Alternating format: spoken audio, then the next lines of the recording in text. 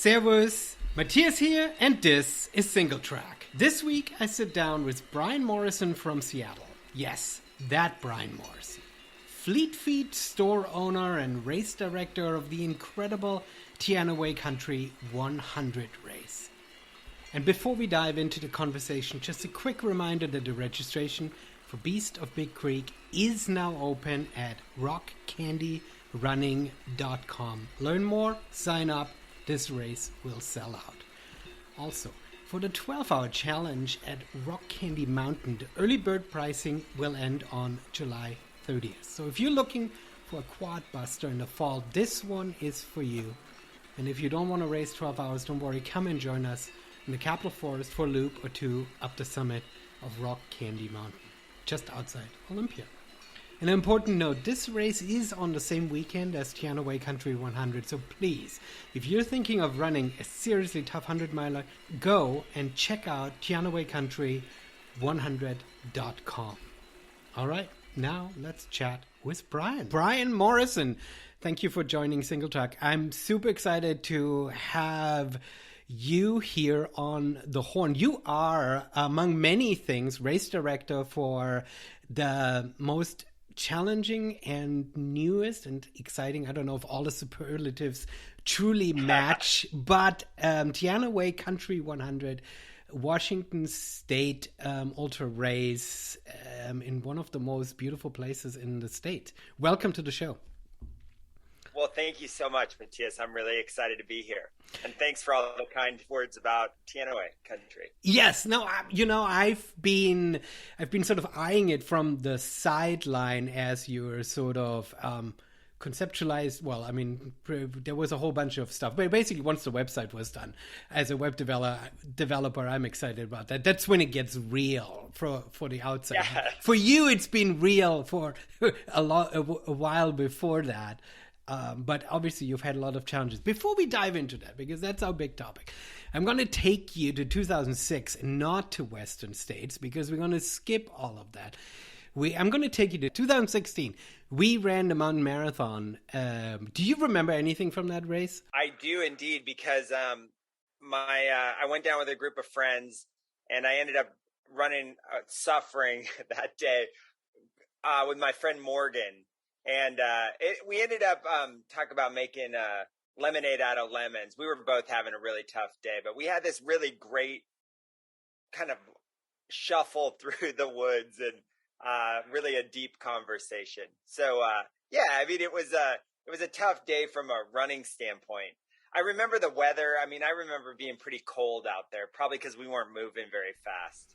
I mean, the mountain marathon and Hillbilly Half, which has since ceased to exist, and me living in Olympia, I've been asked to pick it up in some form or another. And one of the big challenges with it, that the race is happening in early March, and the Capitol Forest, even though it's just a few miles out of Olympia, can be really cold and really wet.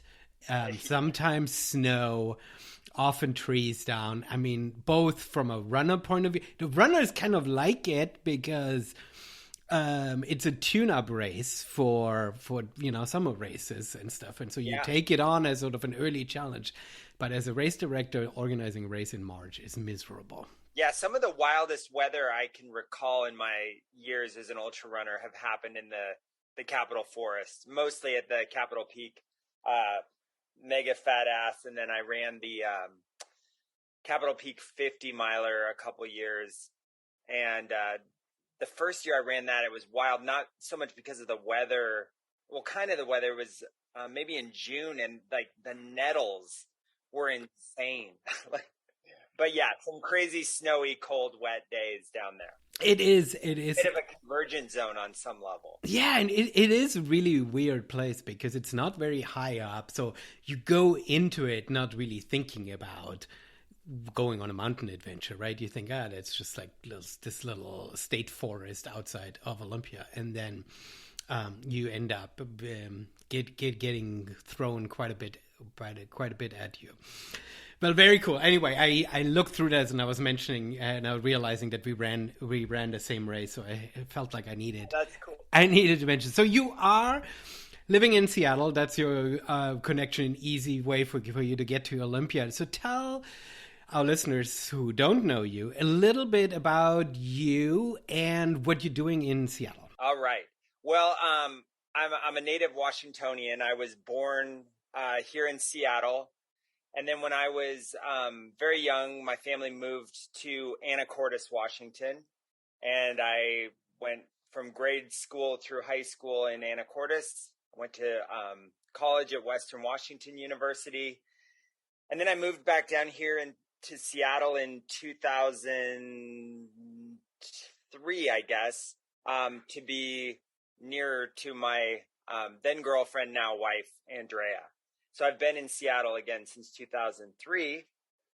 And in 2004, I began working at Seattle Running Company, which is now Fleet Feet Seattle, the Capitol Hill location. And we now have a second store in Ballard. Fantastic. I love Ballard. I used to live in Ballard, probably the same. I don't know. When did you open your Ballard location? September of 2019. Oh, okay. So that's very new. Yeah. So we lived in Seattle in 2003 through 2006. I think we were around about that time. Okay. We moved down to Olympia. My wife and I'm from Germany, and so I had connections to German household lifestyle products. And so we wanted to open a retail location in 2006. That was like the first height of the crazy real estate boom in Seattle, which sort of never really let up, but we were at least believing that it would. But we couldn't find a good location to open a store. It was just too expensive for us. And so we moved to Olympia. And we found a location down here in downtown, so we did. Yeah, well, that is a real challenge of doing business in Seattle. Is the rent is really exorbitant. Well, and it's crazy, right? Because you feel like you have a store in Seattle, but Seattle has all these individual pockets. Like, yeah, you've got high density and lots of people living around, but if you live in West Seattle, you're not really driving up to Capitol Hill to buy a pair of shoes, right? I mean, that's correct. You have still sort of your neighborhood reach that you kind of reaching. So tell me a little bit about Fleet Feet, because this is a franchise, right? So this is part of a larger sort of chain. Yeah. So Fleet Feet started in oh boy, I hope I get this right. In 1976, I believe, in Sacramento, California, two women, Sally and Elizabeth, started the brand in an old Victorian home, again in Sacramento. And I don't know when. There's a lot of Fleet Feet franchises in Northern California, so I don't know when they began actually franchising. But now the brand is nationwide, and actually just I guess it happened right at the tail end of 2021. Fleet Feet acquired Jackrabbit, which was the next largest specialty running company. Mm-hmm. So now there were 180 some Fleet Feet stores. Now with Jackrabbit, and that's all still kind of that rebranding and everything is still they didn't just become Fleet Feet stores overnight, so that's still kind of a little bit in flux. But there's well over 200 stores now, maybe even knocking on 250. Yeah, that is really cool, because I think I remember talking to an independent retailer, and he was telling me how insanely challenging it is to get essentially shipments for specific products. Like, I think we all, as individual runners, we think, well, why doesn't X carry that pair of shoes or that brand? But it's actually quite tricky to sort of get these deals and actually get stuff being shipped in certain price in certain size runs and stuff, right? And so in some respects, you have that taken care of, right? Yes. Yeah, and having been on, starting out in at Seattle Running Company, which was a true independent, and seeing sort of, having enough of a role there to kind of have a little bit of a peek behind the curtain and seeing what wasn't working. It's very, very challenging to make a specialty running store work and be profitable. And one of the big benefits of having, let's use Hoka, for example. They sponsor our race. They don't view our store on Capitol Hill and our store in Ballard as two, smallish stores or whatever, at least square footage wise. We're part of the Fleet Feet brand. And so we get much greater vendor partnership because of the magnitude of the brand. Yeah. And while a store like you relies on truly telling the story, the quality of what a shoe can do, you have absolutely no recourse and no ability if Hoka decides to sell at Nordstrom's, right? I mean, if a certain brand becomes all of a sudden fashionable, and those shoes end up at Urban Outfitter or whatever, right? Then you're like, thanks, right? Well, I mean, not to pick on any brands, but I mean, we experienced that very thing with Adidas when I distinctly recall we had this amazing, our best tech rep ever, Kelly Taylor, worked for Adidas, and they were launching the Ultra Boost, and we had a staff. It was like an early morning run, and then she took us all out to breakfast, and everyone got a pair of the new Ultra Boost, and it was the game changer shoe of what would this have been, like 2015 or 16, and I think, and so Adidas was pitching it like this is going to change specialty run and all this. It was within a year. I think Kanye or somebody, was like spotted in a pair. And then it's like, next thing you know, just like exactly what you're saying, Nordstrom's has them.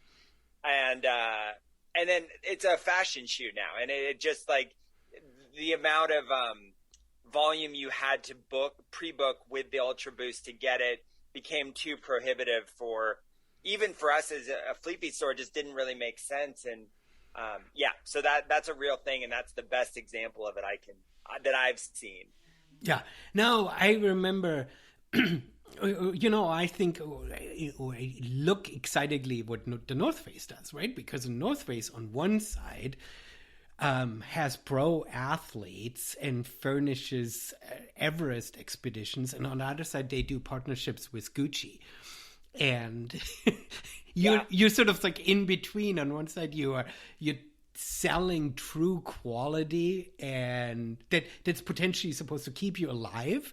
And on the other side, it's complete fashion. And sure, the brand awareness can increase visibility of the brand, which could increase sales, right? But that's not usually what an independent specialty retailer focuses on when selling a shoe or any of the piece of gear, right?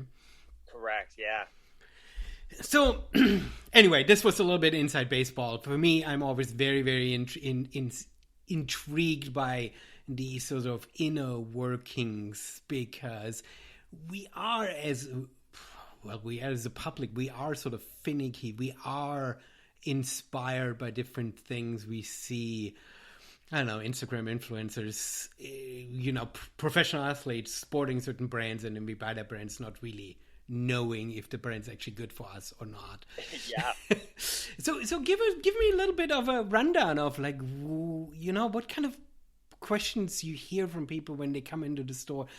Tell us a little bit about like, how does a special retailer sell a running shoe? Yeah, well, that's a great question. So, I mean, that's exactly, I was just thinking as we were talking, again, these things, many of the shoes that we carry, Nordstrom has them, REI has them, plenty of retail. Even I was in Evo. I don't know if you know Evo, but they have on running shoes in there now. And it's like, geez, nothing's really all that specialized anymore, but I still think that there's a place for, and then of course there's online, and, and we have our own, Fleet Feet has an e-commerce site that I can't tell you the number of shoes that customers even coming into our own stores, especially post COVID, where people have been at home and online more and maybe shopping more online, it's almost become, okay, well, this is the silhouette I'll go with, we'll say the Brooks Ghost in this case. Now, what are my color options? And there's this expectation now that, in the back room we have, I don't know, 6 or 7 different colors. And it's like, no, that, maybe in a shoe like the Ghost, we have 2 colors, but, it's interesting. And so, there's all these different outlets to buy everything that we carry, and it's good. It's even the playing field, but the brands have all created, MAP pricing, minimum advertised pricing on the stuff in season. So the same Brooks Ghost that Fleet Feet Ballard has, or Fleet Feet Capitol Hill, you jump on Amazon, it's the same price there. So it's an even playing field, and it's available everywhere. So what is it that sets us apart? And I really think it's that ability. I mean, we have some pretty cool technology in terms of being able to take a 3D image of the feet, and then also utilize a pressure plate that you just walk across, that tells us how how much flexibility exists in the foot, and where there might be differences between the 2 feet. But it's really about, I mean, maybe I'm a dinosaur, and maybe in another 10 years I'll listen back on this and think, geez, what was I thinking? But I really truly think there is a place for brick and mortar specialty retail. I mean, I hear it every day. Customers, they want to come in, they want to be able to talk to somebody about their feet and their training goals, and they want to be able to try on, a couple different shoes from various brands. And that's something that it's a lot tougher to do online, obviously. But I would say that most runners come into us, in general, I would say that if I was sort of just painting with a very broad brush, we probably cater more toward, I guess, like a beginner to intermediate level runner. I think maybe when you get to a certain point, you know your feet well enough, and maybe you are shopping online or something. Not that we would ever turn anyone like that away, but I would say in general, we're getting a lot of people that are learning about their feet and running for the first time. That said, I feel like once we get those people, they have such a great experience that they become, there's customers that have been shopping at the store since I started in 2004, that I still recognize faces and names. It's pretty cool to see that connection. Yeah, and it's the other big challenge is that if you have the technical, if you play the feature game, where you're saying I have the differentiating factor because this shoe offers this feature, you kind of, because of what the brands are telling you, have to tell a different story every 18 months, right? But what you truly have, and what truly makes the brick and mortar location, is the community. That's where you can build something that nobody can replicate. That's where the heart of it all is, right? You are so correct. Yeah, I mean, and it's really it's been the toughest thing. I mean, COVID has been tough in a lot of different ways, but that is what I've felt the most in the stores since March of 2020. And it's definitely coming back now, but that really, like, feeling like a loss of our community. Mm-hmm. Group runs went away, and then when we did bring them back, they weren't quite the same because we weren't having people stash their gear. I mean, on a typical Tuesday night pre-pandemic at the Capitol Hill store, we'd have 30 to 40 runners coming to the store at 6 p.m. on a Tuesday, and they're all just sort of throwing their work clothes and their backpacks in the little back alcove we have, and just piled up on top of each other. And you get this mass of sweaty runners coming back to the store, and it just like a little bit of a clubhouse feel. Mm-hmm. And a lot of that has, again, I feel like we're bringing it back, but it's still different than it was before. But yeah, that community is huge. We do training programs as well, and I would say that's we're doing a half and full marathon training program right now. And we have people in that program, certainly that are brand new, but some that have also done like probably 6 or 7 seasons of training programs with us over the last decade. Mm-hmm. It's pretty cool. No, it is super cool. That's where you can really build something unique. And that's where, I mean, you're speaking to COVID. This is where sort of the question isn't quite answered yet, how things are going to come back, right? I mean, we've sort of joke when we're thinking about trail races that it's probably a good thing that the big bowl of M&Ms that everybody puts their sticky fingers in is sort of a thing of the past, right? But we bring that up thinking that it's just a technical thing, right? There is something where we haven't really figured out as a culture how we're going to do this post-COVID and still feel like we're getting the same amount of, I don't know, relaxedness and lightness as we are gathering together, right? Absolutely. Yeah. You're so right about the bowl of M&Ms. I mean, when you really stopped and thought about it before, it was always gross, but it was just kind of, you just kind of dealt with it. But, and then now it's like almost unimaginable, to think about. But then I feel like I talk to people and, especially leading up to Teanaway this past fall, anybody that was in the store that had mentioned running another ultra, locally or wherever, I'd ask like, okay, so give me the rundown, kind of like what were the aid stations like? And some were very specifically like, gloved volunteers serving things out, and others were like, it was like the old times, just help. And I was like, oh, okay. I ran Zion 100 last year, and I was shocked, and mostly shocked with myself. That was a race that happened in April of last year, so one of the first big races that was sort of full back, and the aid stations were just like last year. I mean, like old days. I mean, there was a little bit of separation, right? But the shocking part was where I was with my head, right? When you, at mile 60, come exhausted to an aid station, and you want some watermelon, You don't wait until somebody hands it to you in with some tongs or so, right? So I think we're gonna get back to that in some way or another. But since we're already talking about aid stations, let's switch up and let's talk about Teanaway. Man, where should we start? Let's perhaps start with the sell it to us. Make the place special, because sure, right? I think that's the most exciting part as a race director, because you fell in love with this place and you want to share it with other people. Yeah. Well, so for me, it all started, I got into running a little bit late in life, I guess. For me, it was in college. And so it all started because my Uncle Bill wanted me to climb Mount Rainier with him. So running was really just the fitness vessel to get me to a place where I could climb Rainier. And in the process, I more or less fell in love with it. And then getting more into climbing and wanting to run or enjoying running for the first time in my life, trail running just kind of naturally happened.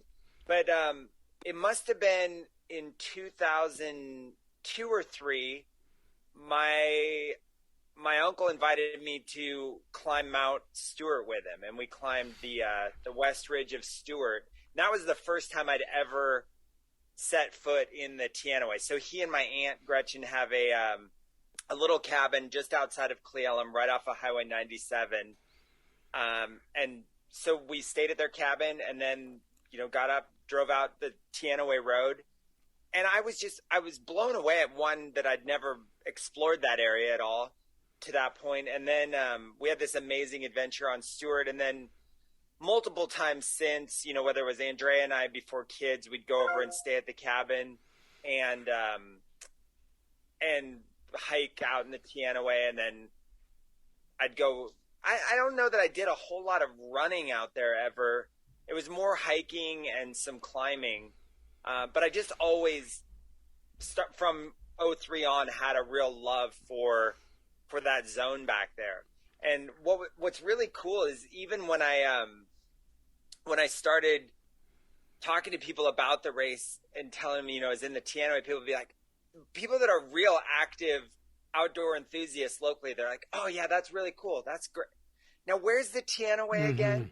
And it's really kind of a hidden gem. And, you know, I mean, I don't think our race is popular enough that it's going to, you know, blow that up or anything, but it's nice that way, that it's a little, I mean, it's such a nondescript little road off of 97 that leads you back to such an incredible zone back there. I mean, this is, especially as somebody who grew up on the foothills of the Alps, this is really special. Coming here to the Pacific Northwest, that we have these pockets when everybody screams about the enchantments being overrun, and those obvious pockets, those obvious trailheads being overrun because they're the go-to ones. But we do still have these places that are not just second rate, they are absolute incredible places, and yeah, not many people know about them, right?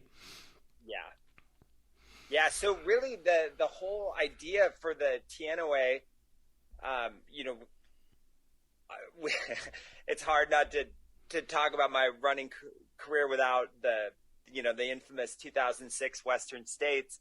But, you know, after several years, 2006, 7, 8, 9, of just disappointment and failure at Western States, I started feeling a little burnt out on the distance in terms of, like, you know, beating my head against the wall that just wasn't, like, training so hard and just resulting in either non-finishes or poor results or whatever. So I really wanted to, I started thinking, like, well, maybe I want to direct a race. This would be really fun. So in 2010, that was when I kind of schemed up. I started I got the Green Trails map and I started kind of putting stuff together on there. And then our son was born in August of 2010, and I don't think I had any idea how all-consuming parenthood could become. And so I don't think anybody has any ideas until they're parents. Yeah, right? Exactly. and in all the best ways. I mean, I wouldn't trade it for anything.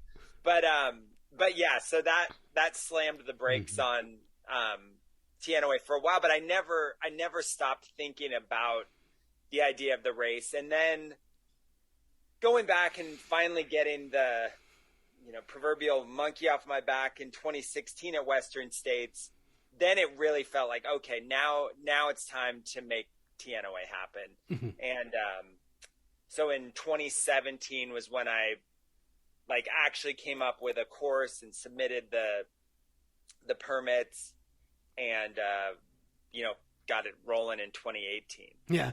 So you find this incredible location. You know you want to do a race out there. I mean, it is very tricky because so many pockets have wilderness area and stuff. How strategic were you in the early phases that when you felt like there needs to be a race, that you immediately started looking at jurisdictions that would allow you to do that? Or how did you kind of fall into that? Because it is sort of a crazy game to play, right?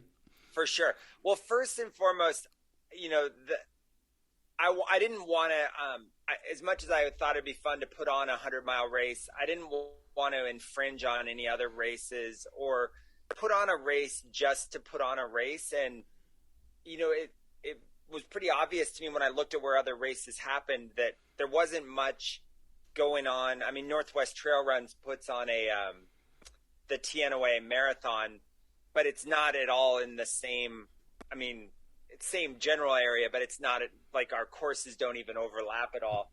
So there just wasn't much happening in the Teanaway. And so that was, you know, kind of like a check mark positive for the race. And then I started looking at it and realizing, wow, it's all on or you could do this all on national forest land.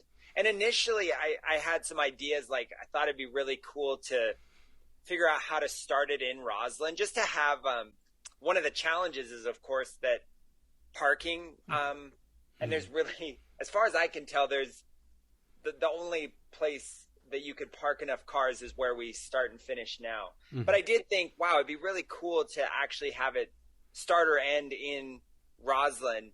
But then you start looking, you know, I had a conversation with the ranger, and she was like, okay, well, this is the Nature Conservancy land here, and then these are all private properties here, so you can go on the county assessor site and reach out to these people, but you're gonna have to get permission for this, and I was like, oh wow.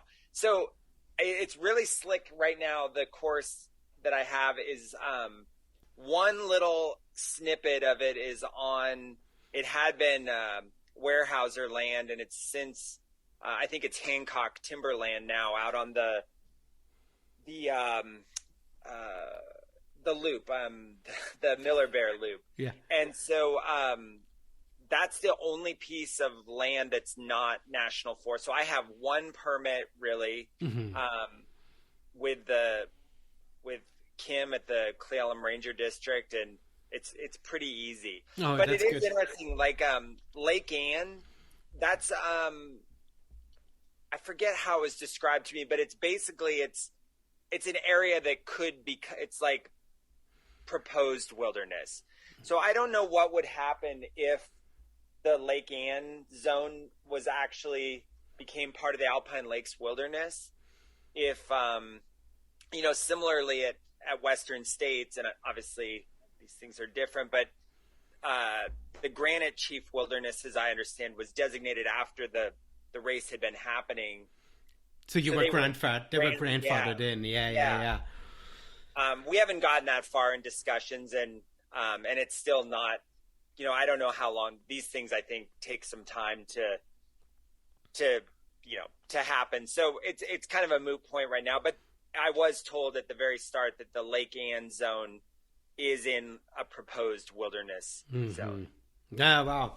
So you come up with a race route after you fall in love. You put all the practical pieces in.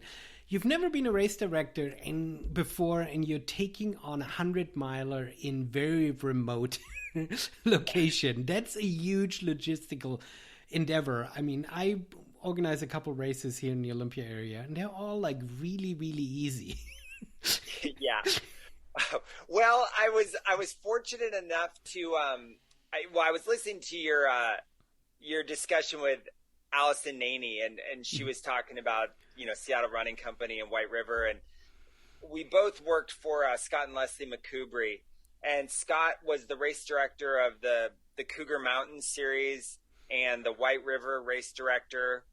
And the first year that the North Face put on their regional endurance challenge in 2007, he was contracted locally to be the race director out at Cougar Mountain. So I got a lot of time working alongside him and seeing how things were done. I mean, everything course marking that I know and implement now is straight from time spent out on the trails with Scott McCoubry.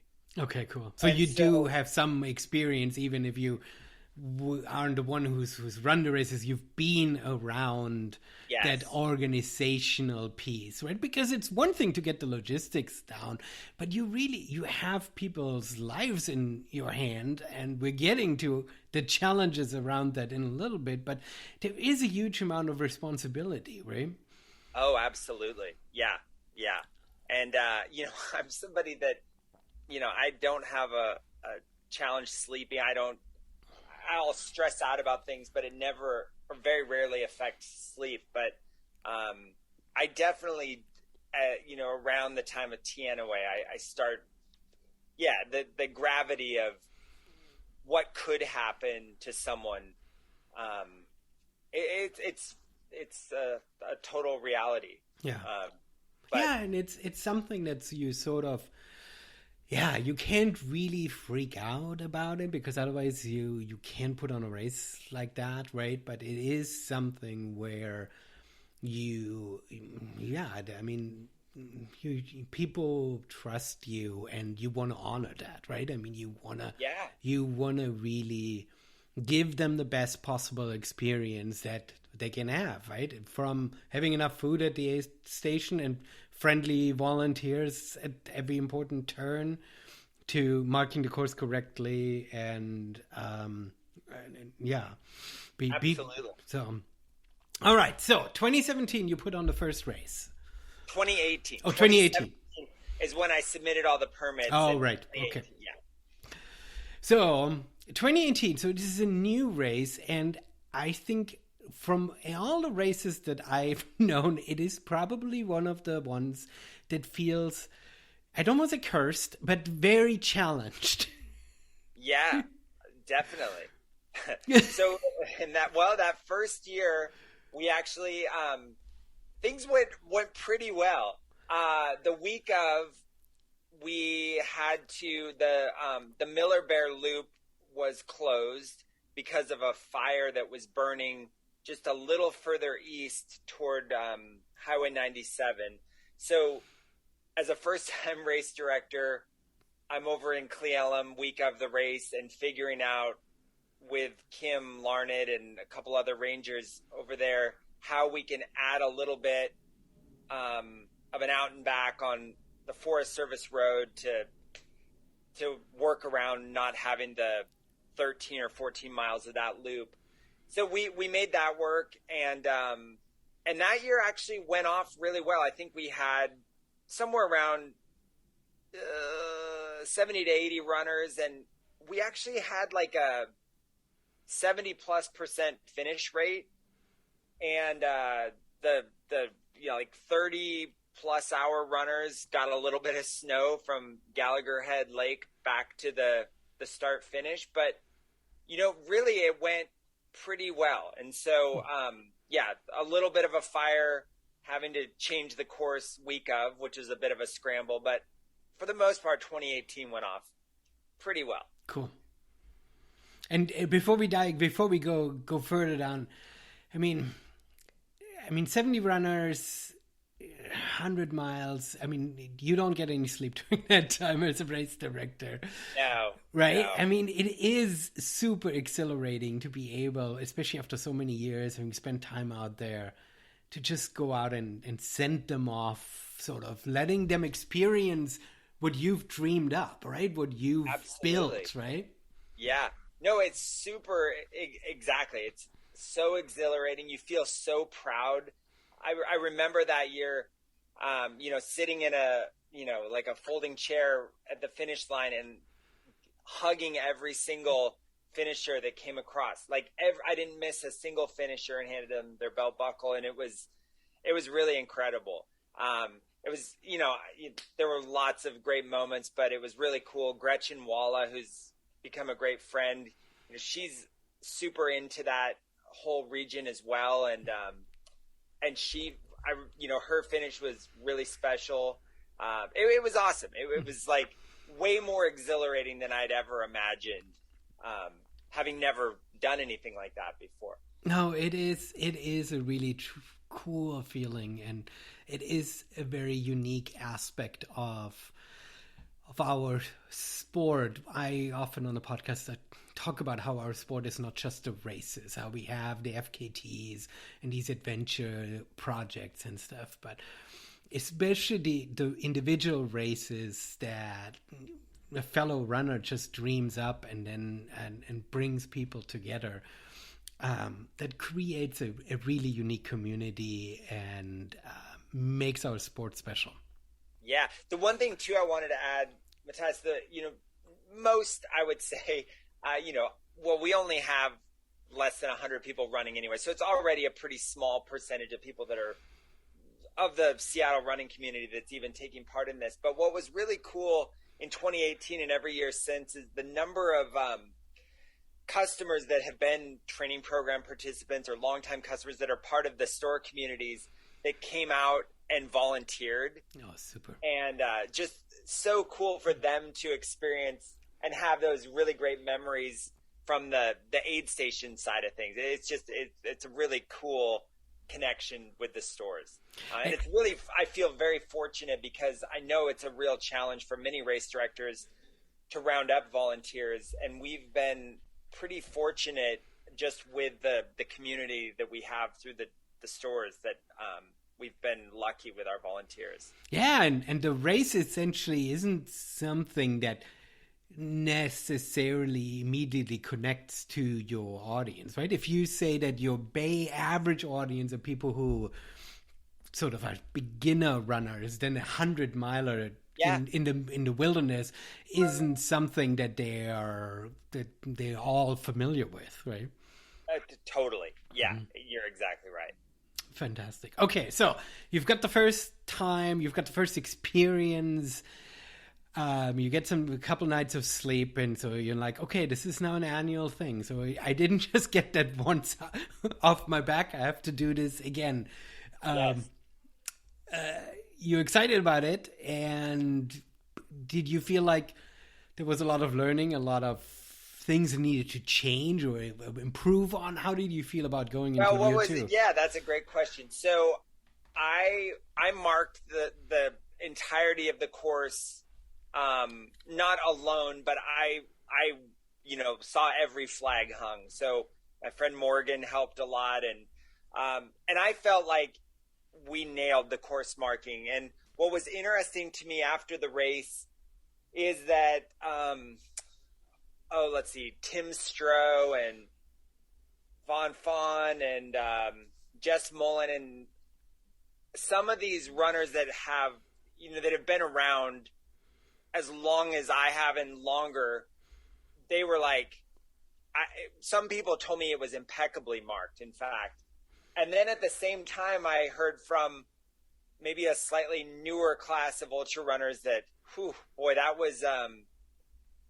that was pretty sparsely marked out there. Oh. And I remember talking to Linda Robbins after it, and she was saying that she gives Gary a hard time because I guess he just, it's like a ribbon of highways at his races. It's beautiful. It's absolutely beautiful. I love it. Yeah. And I guess, again, maybe it's like old school or whatever. Every single junction was marked, and then there were confidence ribbons after, and you wouldn't go more than a quarter of a mile without a confidence ribbon if it was just a straight trail. Yet still people were like, yeah, it was kind of split. But again, those that had, many more races under their belt, to a person, they were like, that course you nailed the course marking. So that was a little bit of a wake up call, like, oh, okay, what I thought was like, we nailed it was still a little sparse for some people, and maybe because like a new standard has been set. Mm-hmm. And so we've probably upped the marking a bit more from 2018. The thing too, though, is that there's lots of other users out there. There's obviously hikers, the larches that time of year at Lake Ingalls start to really become quite vibrant. There's a significant amount of hunting that happens out in the Teanaway. And the last thing that I want to do with our race is, like, if you were going out for a hike, I don't know, like a whole string of ribbons along a trail might deter a little bit from the ambiance of. So I just want to be thinking about all users and mark things well enough, but not to the point of being a nuisance for the non-runners too. So yeah, it's an interesting balance to strike, right? I mean, you have 100-mile race. So on one side, you can say, look, this is a race that should attract a certain caliber of runners, right? You're not a beginner race where you sort of have a lot of people introduced to trail running, where you really have to tell the story how it is out there. You can set the expectation that people have some experience. But on the other side, it is 100 miles and people going through the night and are going to be exhausted. And so you need to strike that balance, right? Yeah, absolutely. But, and then, I think that we also heard a little bit from some people, not the vast majority, but some of the aid station food was just a little too similar from aid station to aid station, and a little more variation would suit some people a little bit better. So we took that to heart and are getting more to like, kind of a special dish or, whatever at each aid station, and leaving it up more to the aid station captains to really own that. So that's progressed as the years have progressed as well. Well, good. I mean, those are minor adjustments, I would say. I think those are all good learnings as a race grows. Okay, so you're heading into year 2. Yeah. Run us down.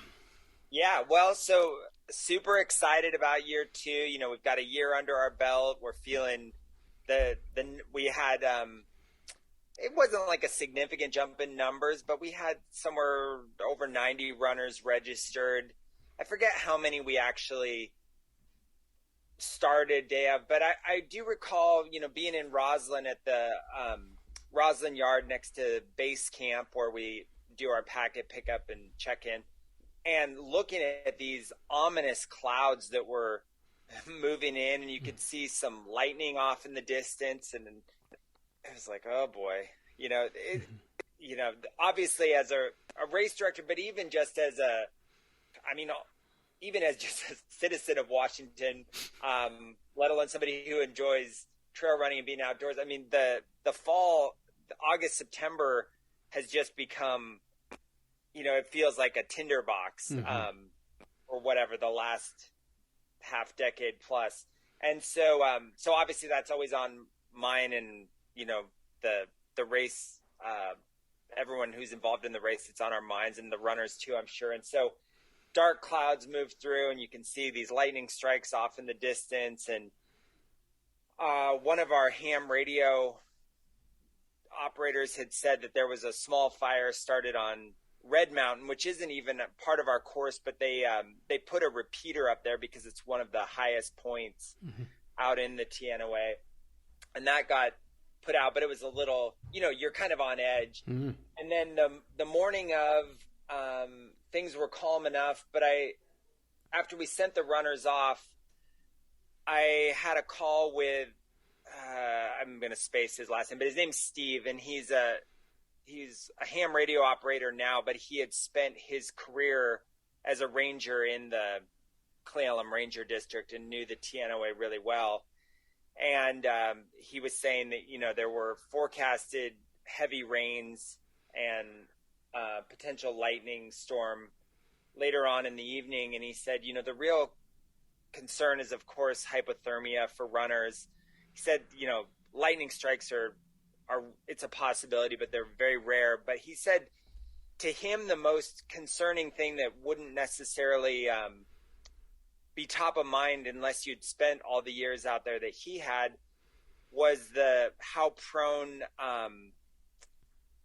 Earl and Bean Creek were to high debris flows.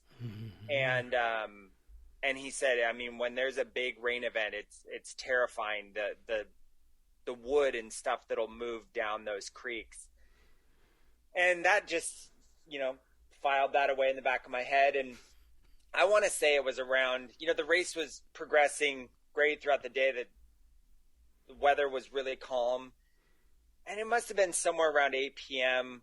We were staying in an Airbnb cabin near Lake Cle Elum, and I don't remember, we'd gone to grab something to eat or something. We were headed back to the start-finish area to check in, and you could start to see the lightning flashes. And by the time we got back to the main ham communications, some of the ham communications were starting to fail due to the storm. They were having a really hard time communicating with Iron Creek, which is the furthest aid station out from the start finish, basically the turnaround point in 2019. The course has changed a little bit each year. And the weather was very clearly just going the wrong direction. And I don't honestly even remember what the what maybe I've blocked it out. What I heard that ultimately just made me decide to pull the plug, but it was around, I think it was 9:30 p.m. We were losing communications with Iron Creek. They were torrential rains on that side of the course. They were having to shift where the aid station was set up because of the creek nearby was spilling over a little bit. And I made the call to cancel the race. And basically that aid stations were all told that incoming runners were to be kept at the aid station and not released. And then everyone needed to get back to the start finish area so we could account for everyone. And so, again, Matthias, I'm going to mess up the timing of all this, but I want to say by like 3 a.m. rather, we had everyone back and accounted for at the start finish area. But it was a wild night. I mean, I remember with my two best friends, Sid and Daryl, driving around to Iron Creek. So we got on, went back out through Roslyn, got on 90, drove up past Cleellum, got on 97, and the whole horizon, I've just never seen lightning, light up the entire horizon. And that's what it was. At 9 o'clock or so, the National Weather Service had issued a flash flood warning too. So for the east slope of the Cascades. And so knowing that and having heard what Steve had told me earlier in the morning, to me, there was no conversation to happen. We were done. Because there's an aid station also right there at the Beverly Bean Creek junction. And so I just that's all I needed to hear. That was what it was. The National Weather Service warning that was issued. Yeah. And so anyways, driving out to Iron Creek, the whole sky is lit. I mean, just lightning like I've never seen, torrential rain. It was pretty scary, even just being like out there in the race director capacity, taking down the aid station at Iron Creek, trying to communicate to get the hams to be able to communicate with each other, waiting. We're trying to figure out how many runners. Essentially, we were able to get all the runners between the Miller Peak aid station and Iron Creek, so we knew that was all accounted for. Then driving them back around, and of course, I'm sleep deprived, and it's one of those the totally impaired driving just because I was so tired. Slapping myself trying to stay awake with a car full of people, and just a crazy, terrible night. But thankfully, everyone was safe. And I would say 95% of the feedback that I got afterwards was that was incredible, totally the right call to make, and incredible execution of how that was handled. And then there was a very vocal 5% or maybe less than 5%, but very vocal, basically, I'm sure we'll never run our race again because of the fact that, I guess I erred too much on the side of being cautious. I was criticized for, how couldn't you have let people come to an aid station and then assess their readiness to carry on from there? And it's what readies you for a debris flow in a creek? I can understand having a jacket and a emergency blanket and layers and gloves and all the things, but again, I don't know what that's going to do for you if there's a flash flood. So, first off, I want to say I appreciate, and I hope that especially with all our listeners who are runners and who only think about it from a running side, could kind of see sort of the race director's side of the story. You are responsible for entire organization. There are volunteers everywhere. There are people running through the night on really remote trails. You have to make a call. You have to keep people safe. And so I very much, to start off, appreciate you telling kind of the story from your end, the way things sort of unfolded for you. Because it is one of those like weird decisions where you can't really, in the moment, you have to make a decision. You can't really panic. You have to then execute, right? It's one thing. You can't just like put your hands over the head and run away, right? I mean, you still have to pack everything up and account for every single person. And so I appreciate you telling the story. I think that was super valuable because it shows a side of our sport, of our community that I think is real, because 100 miles in the mountains it spreads out so fast. I mean, I've run half marathons where you run on the back of your pack and you don't see anybody for 2 hours, right? Yeah, oh, for sure. Right? I mean, it's so easy to stretch out and run by yourself and then in the middle of the night not really be fully with it anymore. So it was good, but yes, of course there are going to be people coming. Of those people that told you, were those people who were running, or were those people who were just armchair quarterbacking and sort of hearing the story that you canceled and they were like, well, I could have done this better?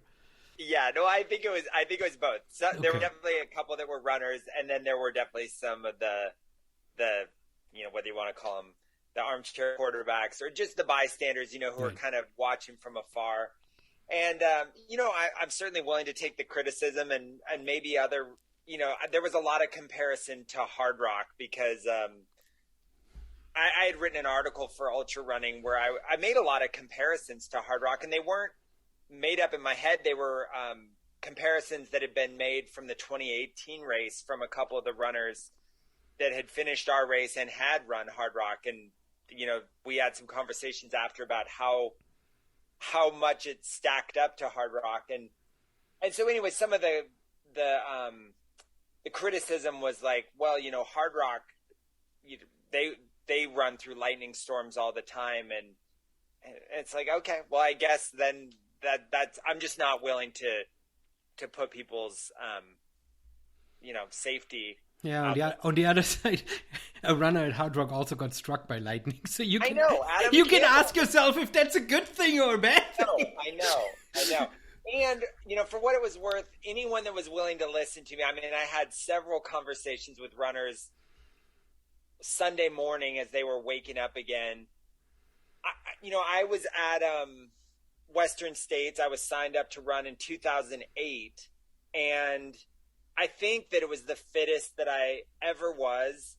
And it was, of course, part of my disappointment in 2008 was definitely, accruing since 2006 and that. But I was down, registered for the race, ready to run Wednesday of race week, and they canceled the race due to a fire on the course near Robinson Flat, and just no race. And you put in all that work toward an event that you've built your whole season around.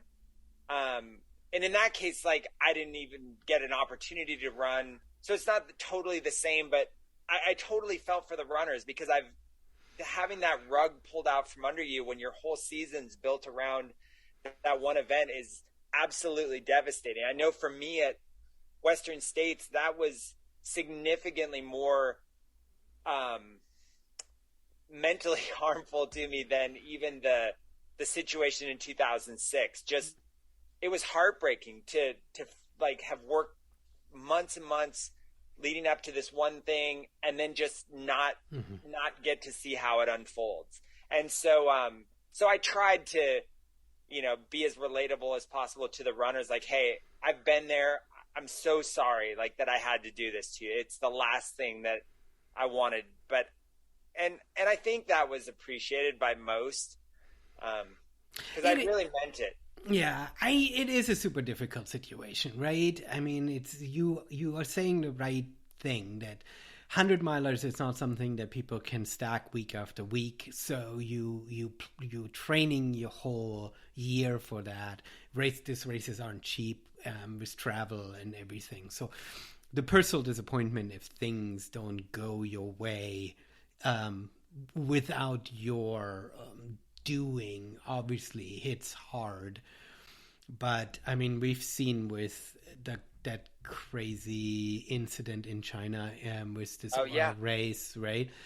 That I think as our sport is growing and as the expectations from runners are growing of what they get at these races, what they get to experience at these races and stuff, we have to remind people that yeah, we are running in the wilderness and weather, and especially in the Pacific Northwest, we have now a fifth season. We have this fire season to deal with, and so we need to, well, runners as they're training, they need to put this into consideration that their race might not happen outside of their control, right? Which is something that you don't really want to consider. Yeah, exactly. Yeah, no, it is challenging. Well, that was 2019, and then 2020, you didn't do a race because of COVID, right? Exactly. Yeah, so no 2020 race. Yeah, which was disappointing, but I mean, I guess that was kind of just the norm in 2020. Yeah. So I think we were all in the same boat in 2020. Yeah, exactly. Right? It didn't feel like so much of like bad luck of Teanaway Country, but yeah, and then we were able to host a race again this last fall. Super. In 2021, and it was the first time anyone had run the actual full 100-mile version of the course, and it turns out that it's really hard. Not that anyone doubted that, but in 2018. I think that with having to reroute and do some things, it was probably like 95 miles, which nobody was complaining about at the finish, like, being shy of 100 miles because it was still super hard. So, and then in 2019, obviously it got cut short. And then, 2021 was the first year anyone got to run the full course. And yeah, I don't think you've set the full vertical gain. What's the gain for the race? Is it? It's like 33,000. Yeah. And the thing is, Matthias, it's just. I mean, I really didn't set out to make. The thing is, like, everybody's like, people in our training programs always think that I'm setting like the hilliest, hardest route possible, but we live in Seattle. It's a very hilly city. So unless you want to run like the most boring loops, the routes tend to be hilly. And it's kind of the same thing. If you're going to put on a 100-mile race in the Teanaway, you can't do it and make it flat. And I'd love to make it a little bit more runnable than it is, but that terrain is not. It's just not conducive to running. Yeah. And so, yes, it climbs a ton. And then even the downhills are just so rocky and technical. It's a challenge to, I mean, I say that. And then I remember I didn't get to see John Maxwell running this year.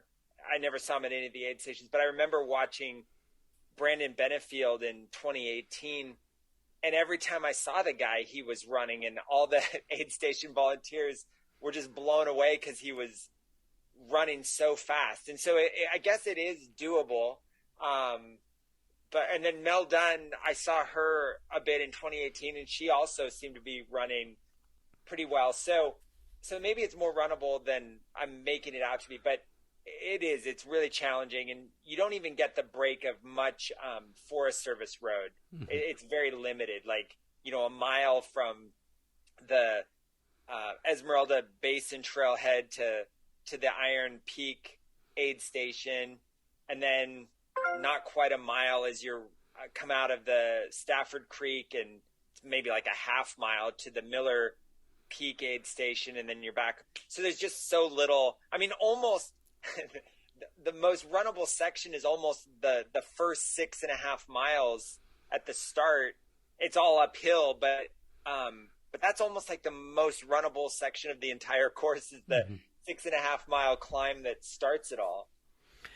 I mean, I love that you were able to come up with a race that is brutally hard, and yet it's not artificially hard. Like for me, I mean, Barkley has a history, and so therefore it's accepted. But me personally, I find this sort of that artificial challenge added a little pointless. I don't love it.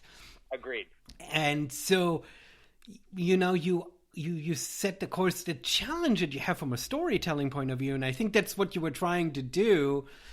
If I'm going to put words in your mouth, with your hard rock comparison, is that most other really hard races, they have either been around for a really long time, Hurt in Hawaii, everybody knows about it, there's a story there, or is in a very iconic location. You run around Mont Blanc. Well, Mont Blanc is this giant snow-covered mountain in the Alps. We know that must be hard, right? We sort of yes. we have people already telling the stories, and you built a brand new race that is super hard, and you now need to get to tell that story. I mean, it's incredible.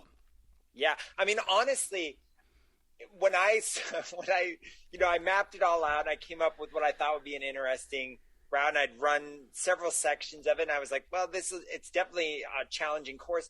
But when I saw put it into CalTopo and then Garmin Connect and Gaia and all these different things, and when I saw it coming in over 30,000 feet, I was actually disappointed, because I knew that's going to be a limiting factor to there obviously are those people that are like, oh, I want to run that because it's super, super hard. But it's definitely not the vast majority. And I would be thrilled if it was like 25,000 feet or what, like a more moderately hard 100 as opposed to an extremely hard 100. It really, yeah, exactly. I mean, it was what I was trying to do was highlight a really beautiful region with an interesting course. And unfortunately, you can't do it under 30,000 feet.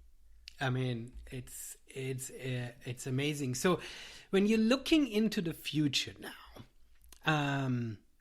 you're a race director, and you ask yourself, okay, how do I attract more runners? Do you see it? I mean, do you have permit limitation? You need to keep it under a certain number, or do you think of it perhaps on the far other spectrum is, okay, I'm going to make this a UTMB qualifier so I can attract people from around the country? Where do you fall in this spectrum? That's a great question.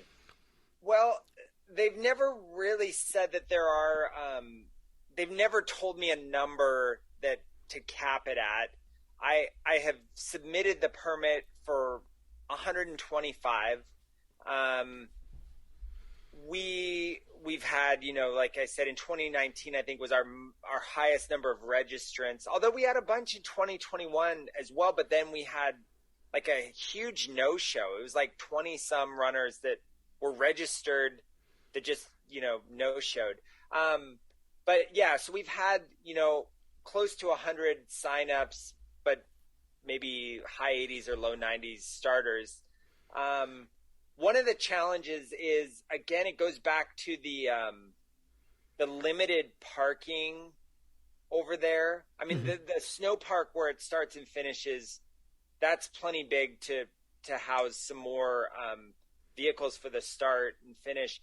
But the trailheads are all pretty small. The parking is pretty limited at the trailheads, and it's not like it's just our race that's using the region that weekend. And so that's probably the biggest challenge. It was shocking to me in 2019 when I drove up to the Beverly Turnpike aid station, just how choked that road was with vehicles, mostly for our race. And if you were just out there for the weekend and didn't know and why would you know that there was a 100-mile trail race happening? Because, it's a pretty small community that's into that.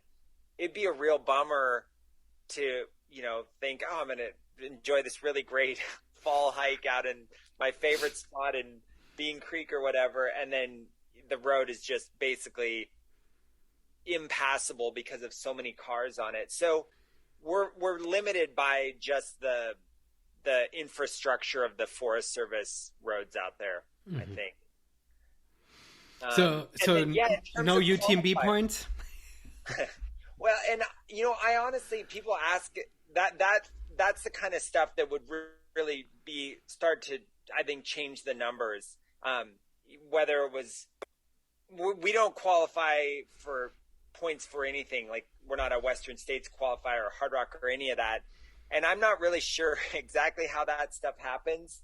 I did have a conversation via email with someone on the Hard Rock board after the 2018 race. And they basically they said, well, it's a little bit based on how many events are in a particular region and whether that region's under or overserved. And then they said normally someone from the board would come run the event and kind of see how it stacked up. And it all seemed a little bit, there's not like a cut and dry process, it seemed, in terms of how a race, at least for Hard Rock, became a qualifying race. And I just assume that we've had, it's been a little bit too tumultuous a start for our race, for any races to yet kind of reliably say that this is a qualifying race. Just with, 2 years of finishers out of, 2018, 2019, 20. Yeah, so 4 years with only 2 finishing years. So we'll see. I think I just assume that if we keep kind of doing our thing and we get some better luck and Mother Nature cooperates, that stuff will happen. Yeah. Well, very cool. I think I talked with Jason from Badger about this, and he has some experience always having been a UTMB qualifier. But yeah, every one of the major races sort of has their own criteria and hoops to jump through. And it's probably one of those good things to offer to your runners, but you have to balance how time consuming, how much effort it is for you, right? To make that, to make that a thing. Yeah. Well, awesome. Yeah, so as much as I love the race, obviously the stores are the main priority, and not that I slack off at all on the race, but I don't strive to be a full-time race director or anything like that. Like, I'm very passionate about retail, and this is kind of a fun little hobby project that I can execute, I think, pretty well without devoting like full time to it. And and I'm just kind of happy with it doing its thing like that. I like that you call it a little project with all the stories, with all the stories you just told me. Amazing. Well, cool. So if people are interested in learning about the race, where should they go? Okay, well, they can go to Teanaway Country 100.com is the website. They can find us on Ultra Sign Up. As the spring progresses, I'm very seasonal with the updates on Instagram, but usually once I actually start getting out on the trails and it starts melting out, we post more. But on Instagram, it's at Teanaway Country 100. But yeah, I think the website, certainly they can email me. Mm-hmm. Well, fantastic. I hope that people get their mouth watering as they were hearing about you telling the story from dream to inception to practical logistics, because it's exciting to have another big race in the region. the last thing I'll say, Matthias, and I tell people this all the time. Yes, it is a very, very, very hard race, like very hard. But every single climb is rewarded with another view. I mean, it really is staggering just how beautiful the course is. So yes, it is grueling and it's very hard, but it's so fun to reach the top of one of those big climbs, whether you're getting to the top of Van Epps or you're climbing up out of Lake Anne. I mean, it's just one incredible view after another. So there's a lot of reward that comes with the discomfort of the climb. What's the fastest time, the average time, and slowest time, or your cutoff? Oh, so we have a 40-hour cutoff. Okay. Which frankly, I think is, after seeing last year where runners got to take part in the full 100, 40 hours is tight for sure. Mm-hmm. But I think it's doable. I would love maybe to add 2 more hours, but I just don't quite know how to do it. Already the race starts at 5 a.m. and then ends at 9 p.m. on Sunday. I've thought, well, maybe we could start on midday Friday, or who knows. But I mean, it's a lot to ask of volunteers already, and adding time to that. So we're still at a 40-hour cutoff. Okay. And I think it's, if you train accordingly, I think that's totally doable. But cool. And fastest time currently? Well, on the so Brandon Benefield truly owns that with I'm gonna he ran 22 something in 2018, and then John Maxwell ran a longer harder course because it had, I think in 2018 there was like only 29,500 or so feet of climbing, versus the 33 this last year. So, and then John's time was 24 and change, I believe. So, okay. Well, super. Well, that's 20. Gosh, I should know this stuff off the top of my head. I know. I should have. Sorry to both of those runners. I'm probably misquoting your times, but they both ran incredibly. Well, for people who want to do research, Ultra Sign Up has the historical listing of all the times and stuff like that. Fantastic. Well, that's Teanaway Country 100, and if people want to see you in person, I don't know if you're going to be walking the showroom floor, but you have your 2 locations, Fleet Feet in Seattle. One is on Capitol Hill. Where on Capitol Hill are you? Yeah, 911 East Pine Street. We're in the Oddfellows building, so right across from Cal Anderson Park. Perfect. I love that area. When we lived up on Capitol Hill, this was a little bit of a dead zone, and with Elliott Bay Book Company moving up there. Yeah, I know. Elliott Bay. Yeah. And we've got Molly Moon's Ice Cream is right next to us, so that's a big draw, especially as the weather gets. I mean, people, they've got lines out the door all winter long. It never ceases to amaze me that people eat ice cream, clamor for ice cream even in December and January in the cool months. Their ice cream, right? I mean, it's not just ice cream. It's Molly Moon's ice cream. I eat that all year long. I know. And then your Ballard location? Yeah, it's just off Ballard. I mean, it might as well be Ballard Ave, but we're at 5404 22nd Avenue Northwest. So we're right between Market and Ballard Ave on 22nd, across from the bell tower. Oh, yeah. Perfect. Yeah. That's you've got great locations. I mean, those are perfect. I love it. Super. All right. Get yourself some new shoes at Fleet Feet in Seattle, and then sign up to run Teanaway Country. I think that's right. I think that's perfect. Absolutely. Yeah. Brian, thank you so much for your time. This was very, very fun to hear the backstory of how you dreamed up the race, and then also the details of how grueling it is to be in charge of all these runners out there doing crazy weather. Thank you so much. Oh, you're so welcome. Thanks again for having me on.